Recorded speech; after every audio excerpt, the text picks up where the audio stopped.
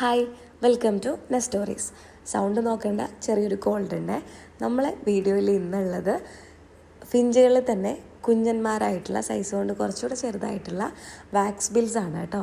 അവരുടെ വെറൈറ്റീസാണ് നിങ്ങൾ ഈ വീഡിയോയിൽ കണ്ടിരിക്കുന്നത്. അവരെ നമ്മളിപ്പം ഒരുമിച്ച് കോളനിയായിട്ട് ഇട്ടിരിക്കുന്നതാണ് നിങ്ങൾ കാണുന്നത് കേട്ടോ.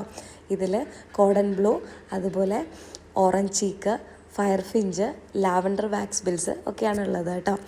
ഇവരെ നമ്മളിപ്പോൾ ഒരുമിച്ചാണ് ഇട്ടിരിക്കുന്നത്. പക്ഷെ നമ്മൾ ഇവരെ ഓരോ പേരിനെയും സെപ്പറേറ്റ് കേജുകളിലേക്ക് മാറ്റും. ആദ്യം നമ്മൾ മെയിലിനെ ഇടും, അത് കഴിഞ്ഞ് ഒരു 1 വീക്ക് കഴിഞ്ഞിട്ട് ഫീമെയിലിനെ ഇടും.